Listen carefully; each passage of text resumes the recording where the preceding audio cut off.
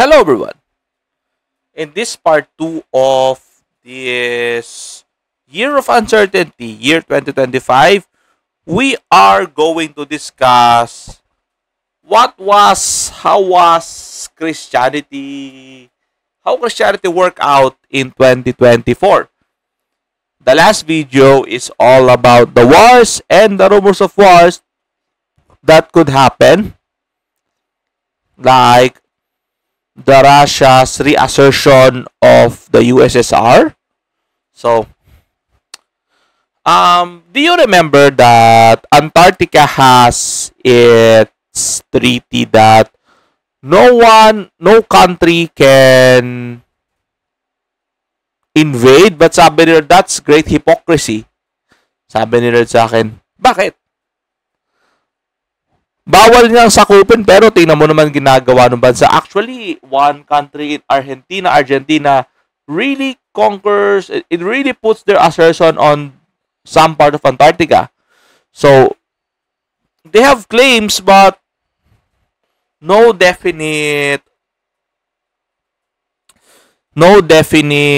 implementation. Sabi nila, who's gonna implement that treaty? Sabi mo nga, bawal nga, di ba? And sabi nyo sa akin, sino ang mag-i-implement niyan? The International Court?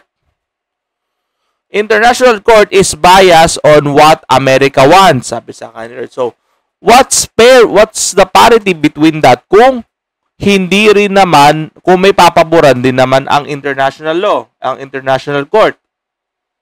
So, will this affect our future? Yes, indeed. So, do you remember that, para nakalimutan natin, may COVID po dati. Sino nakalimot?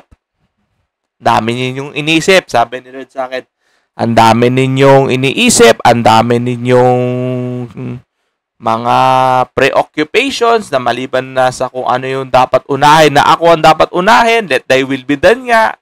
Ang nangyari, let my will be done. Hindi, let thy will be done. So, ganun ang nangyari. So, year 2025, like I said, is the year of uncertainty.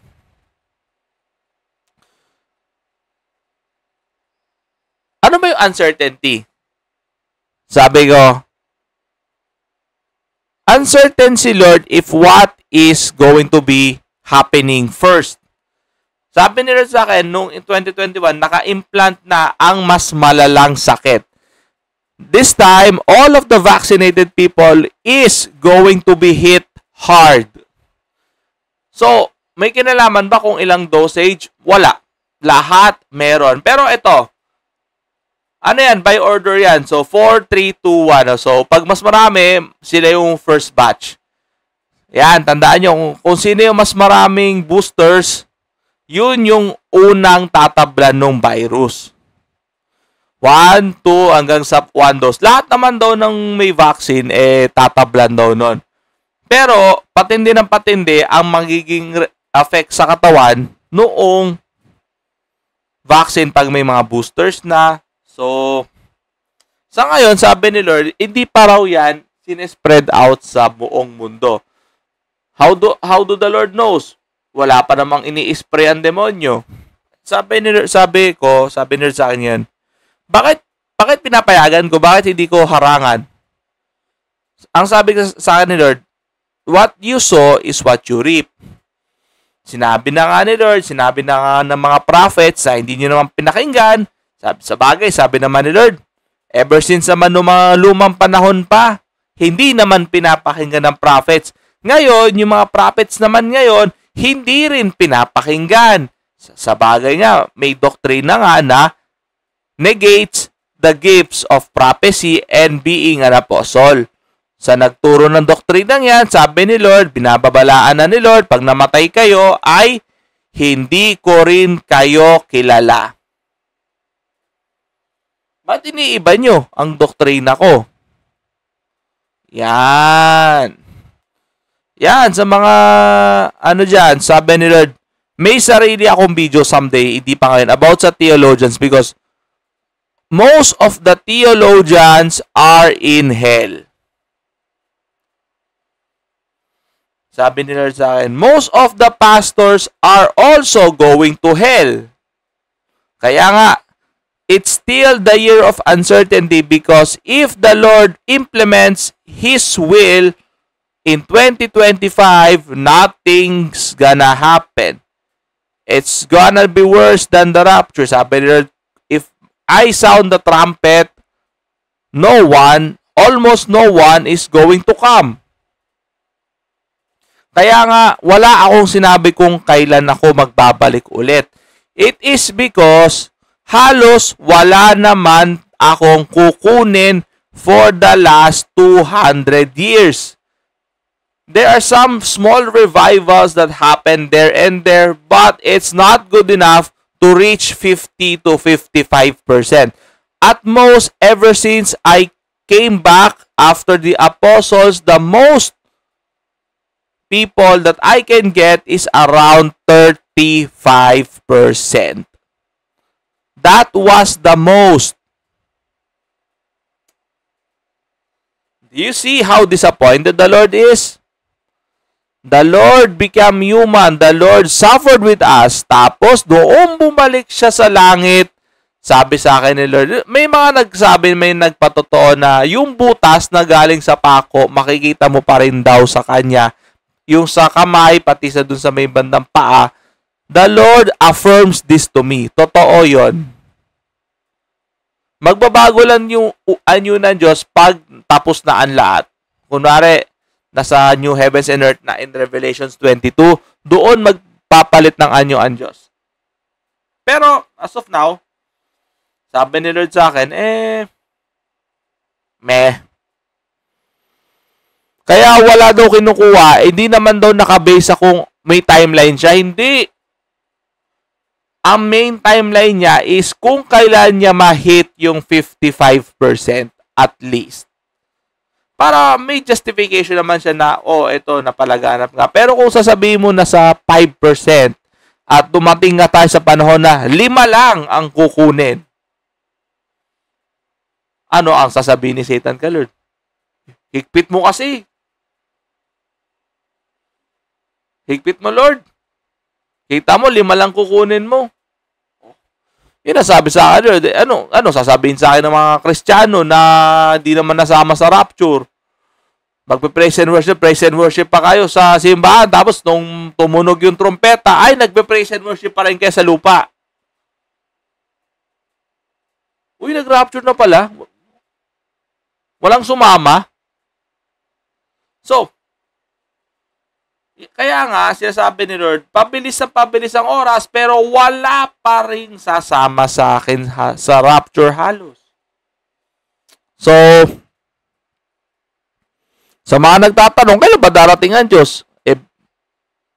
Babalik din naman ang Diyos. Kailan kayo ready? Yan, sa mga nagtatanong, kailan ba ang second coming ng Lord? Ang sagot ni Lord na dyan, kailan ba kayo maghahanda? Kailan ba kayo susuko sa akin? Kailan nyo ba tatalikuran ng mga makamundo nyong pamumuhay? Yun ang tanong. Yung mga people before, they haven't done it. Yung mga Gen A daw, yung mga Gen Z, palpak na po. Tapos, darating tayo sa, sabi sa akin ni Lord, namin nagmakaawa no 2020, 2021. Sige, luwagan konti. Ngayon, pag humigpit, ano na kaya? Sisisihin na naman ako ng mga Kristiyano. Lord, bakit ganon? Bakit naghihirap na naman ng mga tao? Paano kasi puro prosperity maririnig mo, puro pagpapala. So kung ang Lord pinahintulutan niya ang paghihirap, hindi na raw sa kanya yun. Or kung hindi naman, Lord, bakit ganon? Bakit ang lakas mo naman mang power trip? So, the Lord does not win with man's arguments. Kaya nga, sige, year 2025, dapat sana, vindication na sana, talagang tatapusin ko na, magti-Traders of Darkness na, magkakaroon na tayo ng mga, hindi nga 3 days Hindi pa nga sigurado kung 3 days. Magkakaroon na tayo ng Great Escape, magkakaroon na ng mga Great Transfer of Wealth. Wala pa rin talagang kasiguraduhan kung ano ang mangyayari, kung anong uunahin ng Diyos. So, rapture na daw. Yung ibang simbahan nagtuturo nung COVID pandemic, mag-rapture na raw. Sabi ni Lord, anong rapture? Pag kumidlat, walang tatangayin. Walang tataas sa langit pag nag-rapture. Sasabihin ni Satan, no, dami mong kinuha. 5? 20? Ilan yung population sa mundo? Magte-10 billion na raw. Sabi, 10 trillion na. Biruin mo sa trillion na yun, 2, 5. Tapos pagkakadigmaan, sige, hint. Pag namatay sa digmaan yung mga sundalo, saan pupunta? Andun din. Sa baba, sa impyerno din. Kasi karamihan naman sa mga sundalo dyan, hindi naman sumasampalataya sa akin eh. Karamihan dyan may ibang Diyos. So, ano pa ba? Ang mga sundalo na sa akin sumasampalataya ay bibigyan ko ng parangal. Pero yung mga sundalo hindi naman din sa akin sumasampalataya, hindi rin sa akin sumasamba, ay gegerahin din sa impyerno. So,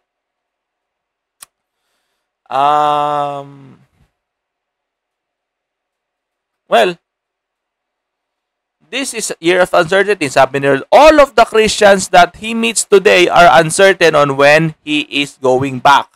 Sabi ni Lord, I am not also certain what kind of Christianity did you join in. Hindi ako sigurado kung anong klaseng Kristyanismo ang sinalihan nyo. Basta ako, yung mga pangalan nyo sa aklat ng buhay ay wala. So, sino ba yung mga simbahan na sino ba yung mga simbahan na maraming tao na sa aklat ng buhay? No comment na lang daw si Lord. I mean, wala no comment. Ibig sabihin nun, wala. Kaya nga, sina Rafael, yung mga archangel na nagre-record, kamusta natin? Ay, kinakamusta ni Lord. Kamusta na itong si brother? Kamusta ito si brother? Wala eh. Wala akong malista eh. Walang mabuti. Ayun, kamutulo si Lord. So, shocks. So, ayan, sa mga nag-e-expect ng rapture, mga pastor na nagpipreach ng end of times, sabi ni Lord, anong end of times? Baka end of joy sa ating parehas kung dumating ako ngayon. Mawawalan tayo ng joy kasi wala akong kukunin. Tapos kasi, impyerno kayo lahat. So, yun lang naman sa ngayon. So, see you on, December 31 for our grand finale of this special video. See you next time. Probably mga 27. Kung may mga changes, I am not sure. Thank you and God bless.